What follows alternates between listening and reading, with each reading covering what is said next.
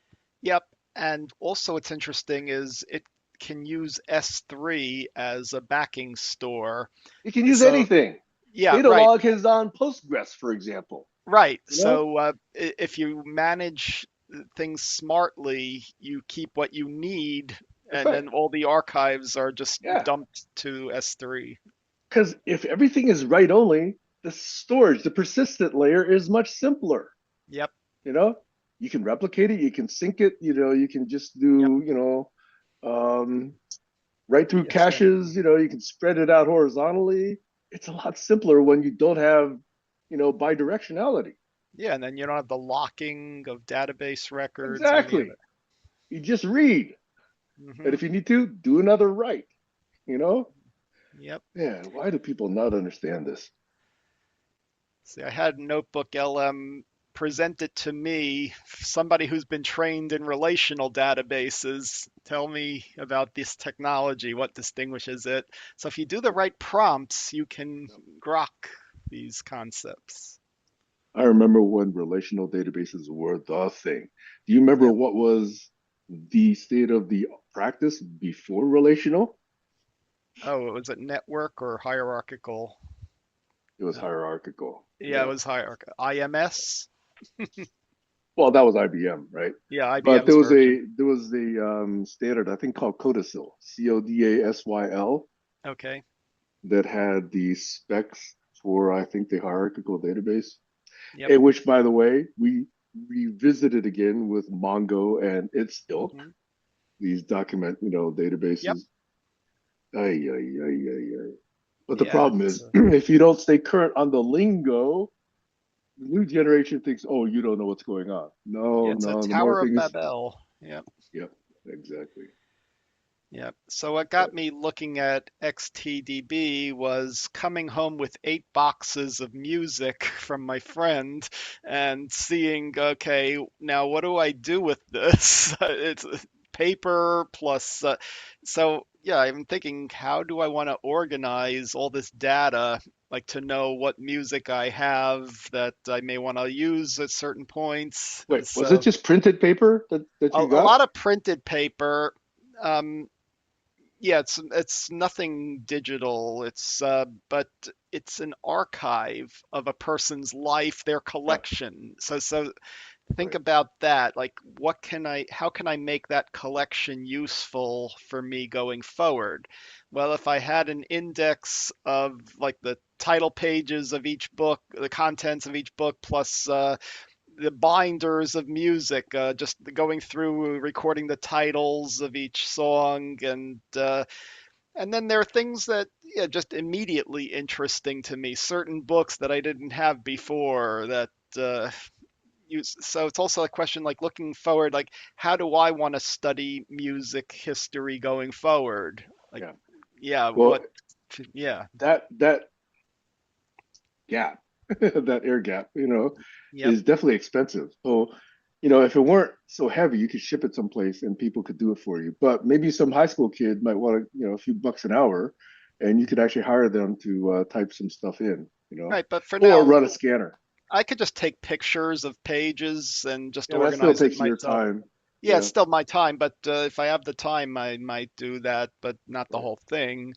Hmm. So it's yeah, coming to terms with it. Like looking behind me, there's a bunch of CDs that could take me days to listen to if I, yeah.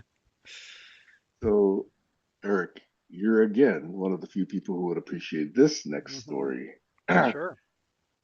About 7 or 8 months ago on Facebook Marketplace, Hmm. I found someone advertising a collection of somewhere around 100, 150, it wasn't very many, CDs Yep. of classical music. Hmm. It turned out she was the daughter of her musical mom who had just passed away. Yep. Her mom used to be a music director for some philharmonia in Orange County, California. Hmm. I think her name was Nancy, maybe Nancy Hubert. I just want to get that on the record a little bit. Sure. So anyway, this collection was being sold for like 100, 150 bucks or whatever, and I took a look at it and said, "Oh, that'd be a collection, but most of it's probably available online. But it's a nice collection. Probably a significant portion of it might not actually be online. Yep. So I've been limited in my budget these days. So I offered her Mhm. some like 30 or 40% of what they were advertising for, and said, definitely sell it to somebody else if you can get that, but don't throw it away. If you ever want to throw it away, I at least will pick it up for this much. Okay. So months went by, months and months and months went by. She was evidently unable to sell the piece. So Hmm. she eventually contacted me again like 2 weeks ago and said, "You're the only person who's responded who has indicated that there's any value here. She just wants to Okay. give it to me. She Right. just wants to just That's gift it." nice. Okay? So nice. So I met her in a place about an hour away, and it turns out there's this box of CDs, and with the box were like 5 printed pages where this woman had very carefully Yes. indexed it by title Yes. and also by musician. It was Nice. cross-indexed again, Oh, that's wonderful. and That's, she had just definitely taken some care yep. because she valued this music, Yep. you know? Yeah, see, like what I found in this collection, a handwritten notebook of when this person was learning in college and seeing their printed manuscripts. I mean, that's precious. Seeing things from 1970, the day I was born, I found a page that she wrote. Mm, Yeah, I mean, we don't realize that. Yeah, so like I have records, tapes, CDs, and yeah, what is valuable in all mhm. this to me? What might someone else find valuable? I don't know. I have probably 3 or 4 boxes of LPs, the 12 Yep. inch kind. Yeah, I I've got never indexed any of that stuff for myself. right. But I know there are things that why did I buy it in the first place? Why did I go to an antique store and find these and buy it? Because there You was remember some, Tower Records? yes, yes. I went to What an NYU. experience, right? That was something, yeah. But the people curating the different genres and artists and so there's pieces of history. I mean, like one thing that I recently listened to was a record of Robert Kennedy's speeches. Oh, no kidding. Yeah, because I had bought it years ago and I recently became interested in it around Martin Luther King Day. Um, yeah, and just realizing how powerful it was back then. Yeah. Back then, people only had what, 2 or 3 channels on TV? They had to Yeah, watch one, two, or three, right? right. But his speeches were recorded, and I Yeah. think this was produced at his funeral, for his funeral. Some of the speeches given then. Yeah. So you try to You know, make use of the past going talking forward. about how people put time into things they care about. Yeah. When I got to, I think I might have mentioned a few weeks ago, I'm in college or right after college, I made myself read the entire Bible, Hmm. the version I had. It was about this thick. It was called the Sure. King James Version. It was Yep. that thick and probably about 12 inches, tall. It was Yep. a big book, okay? Okay. And I kind of bleeped through many sections because I didn't take the time to verbalize and pronunciate. But at least I scanned and got the gist of, most of it. I made myself go through the entire thing and Yep. probably forgot about, 92.8% of it. Um, but I got to then understand that there was this thing called a concordance. And before then, Yes. I didn't know what a concordance was. Right. And then I thought, man, how much time did somebody have to spend to come up with this concordance? Yeah. Right? And Thousand how would years of work or something. exactly? And how would you know if they got this correct? you know? You look up each word. Yeah. Yeah, exactly. Well, You if you know, think about like the old astronomy tables, how that was mhm, compiled by Tycho Brahe with his observations every night, yeah, and then yeah, of course there were errors yeah, that got found later, and but that data was used by spaceships and navigation yeah. systems, and yeah, And then you wonder how many lifetimes or how much could be, I mean, this is a rhetorical question, done in like, a nanosecond today, Yeah. Well, you you know? see, there are several people in my life who've passed on, and I have materials from them, and I hold on to it. The things that still mean something to me. And it's a question of, well, okay, how long am I going to hold on to these things, and what value am I still getting from that other than just sentimental, remembering the person? It's like, okay, there may be like little messages to me in that material that'll help me in the future, you know? What would be the most interesting, right? It's not the actual data itself, but the notes in the margins or the Yeah. footnotes, Oh, right? yes. The stuff that's on Whatever. the loose stuff. Anything Were they handwritten. Yeah, exactly? sure. And that's what Ted Nelson was interested in, the marginal That's right. notes That's right. and, yeah, being able to annotate. Being So, able to layer on top of what exists, add right, to. right. So he wanted full provenance so that you can go back to any level. So it's a fractal structure going down. Immutably, Yeah, immutable immutably, so fractal it could actually be structure. built on, right? Right. Yes. And that's history. I mean, think about how history is recorded. And that's why we cannot even fathom the tragedy of the losses that have been incurred, like the Yeah, Library of Alexandria right. or the Purge in China, when all that stuff got burned. Yeah. It's just So, incredible what we've lost. yep. And there's a library in the Ukraine that has these wax cylinders of manuscripts. So we have like snapshots of the manuscripts, and we have recordings of the cylinders, but that could easily go away. Yeah, yeah. And here we are thinking that we're the most advanced civilization that has ever existed, you know, Hmm. and we still can't pull our head out of our asses. Hmm. Yeah, I mean, Ted Nelson became pessimistic about the world because he knows what's possible. Rightfully so. He is rightfully so because he's Hmm. seen so much stupidity in this world, so much dumbness. Right, and he thinks we need that Xanadu system, the fundamentals of that Xanadu Well, the system. technology is a small part of it. Yeah, And right. Doug, unfortunately, had to realize that as well. Yeah, The human frailties are what keep us from leveling up. yeah. So it's getting people to talk to each other. Not so much talk, listen Ah, yes, listen. patiently, Yep. generously,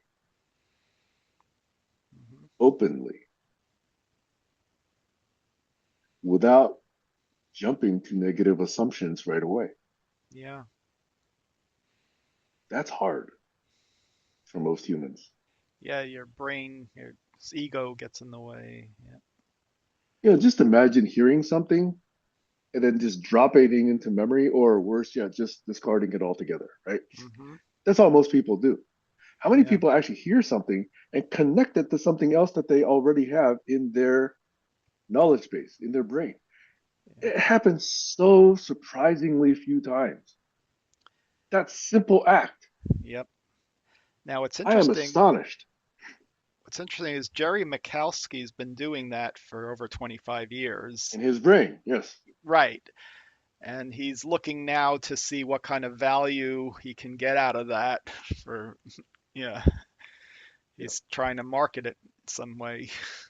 So he presented some options, and I told him, well, the AI robot kind of thing, that's To what do would that in half a sell. second, right? Yeah, that's what would sell in the marketplace, Hmm. but your other ideas of really helping people think uh, using the brain, how do you sell that?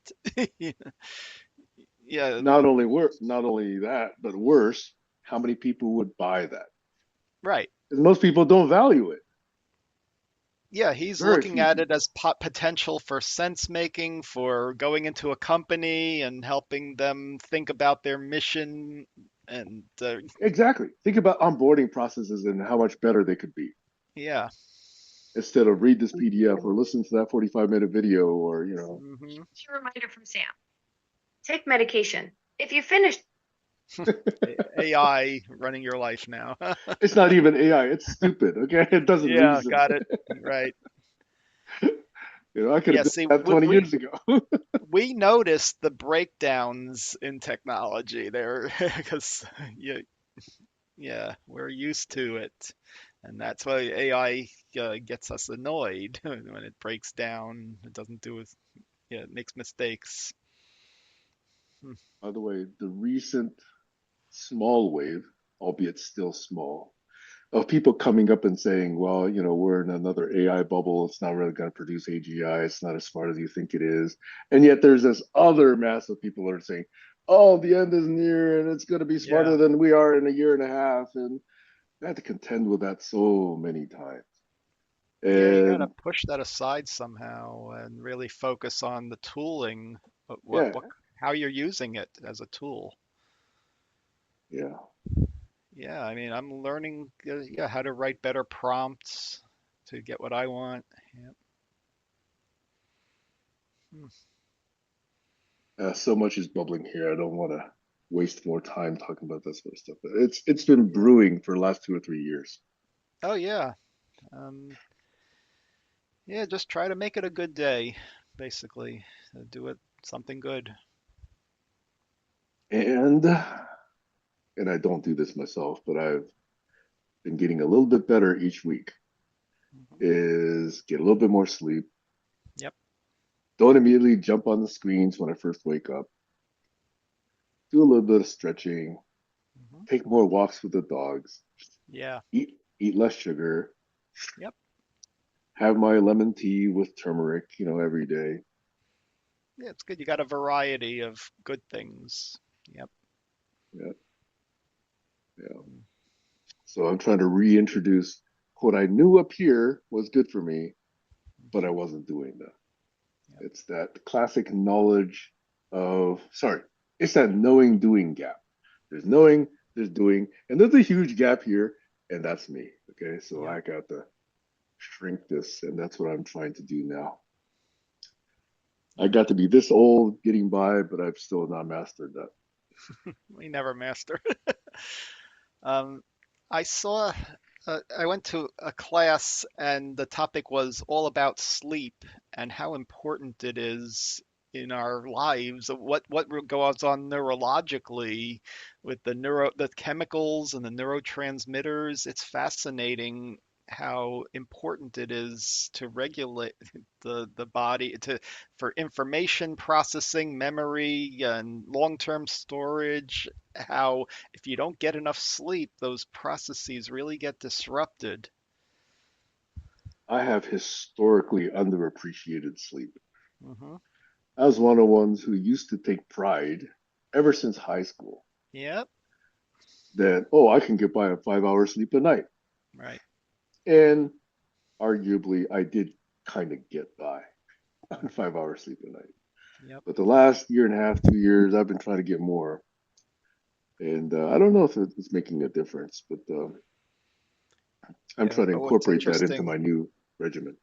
if you study it, that there's certain levels of the in the synapses that the Yeah, certain chemical that has to be cleaned up by yeah. the process of sleep. Your brain has to take out the trash. And I Right. wasn't giving my brain a chance to take out the trash. Yeah, All that it's trash is garbage still in my collecting. brain. Yeah. So now Mhm. I have a deeper appreciation for that. But Very now good there's a lot of trash there, so it's going to take a while. for all of us. Mental waste management. Yep. All GC dot right. GC dot cleanup. Yeah. It's Market sleep. non-finalized. Market sleep. Ay, Right. ay, Hey, ay, ay, ay. we do the best we Oh, can. Yeah. and playing with dogs and mauling my cat. Yay. Part of my regimen. Hmm. By the way, when it was raining here a lot, I gave myself the excuse to, not take the dogs out. We're gonna get muddy. They're gonna track, mud and dirt into the house. I was too lazy. But last week it's been much better. So 4 out of the last 7 days, I've gone for 2 and 3 mile walks. One of Mm, the days we even went for a 3.5 mile walk because I nice. dropped my glove and I had to, backtrack and find my glove. Sure. But man, it's been beautiful lately. Good. Now, unfortunately, it was 28 degrees this morning, which sounds Yeah, cold to us, but for other people, it sounds like, oh, that's a great, t-shirt it weather. was 10 here. Yeah. Mhm. Wow, wow. But it's beautiful. It's clear. It's bright. Nice. Yeah. Yeah, appreciate today. We're getting that snowstorm tomorrow. Oh, you're getting one, huh? We're getting it here. Yeah, that the whole country's getting something. I wonder if we're going to hear. I don't know. Okay, I'll take a look at the weather and see. Yep. But man, I really do kind of, every once in a while I do reminisce. And like I said, it's rare to find people like you and Jack who could even understand these stories that I'm telling. Yeah, it's great hearing Jack's stories. He's got a treasure there. He does. Mhm. Yeah. All right, I'm gonna have some lunch, but great talking to you. I'm gonna have breakfast and feed the my zoo. Your zoo. Yeah, well, enjoy it. Well, it used to be a real zoo. I used to have 5 dogs here. Now I'm down Yep. to 2 dogs. And I Okay. used to have 2 cats. Unfortunately, now I'm down to 1 cat. Uh, Yeah. yep. But it's still a zoo. My Yep. orange tabby is a golden, so I call him my third golden. Aw. Yeah. All right. Well, Excellent. I'm glad you showed up here today, Eric, Yep. and I'm glad that things are going well. Hey, I thought that you had intended on playing a little excerpt of something for Jack and me. Was that possible, or did Playing you what not say that? music? Yeah, Or something that you had produced, or no? Was I mistaken? I wasn't planning to. Um, Oh, okay. So when you showed the device, I thought you were about to plug it in and show no, us I what you were wasn't going to doing with plug it. it in. I mean, it has a floppy with a drum track on it, but I do have old discs which have MIDI tracks that I could play along with, so that's still fun. Somewhere in that garage, I probably still have these little wooden roll top cabinets, and it would Yep. have these little stacks of 3.5 inch Oh yeah. discs, quote unquote Well, discs. yeah, I still have those somewhere. and they'll probably still work. If you, if if the iron oxide hasn't fallen off. right, you'd be surprised. Oh, I By want the to way, say, if you ever resurrect those old machines, you want to test all the memory in it. Y- those chips. Yep.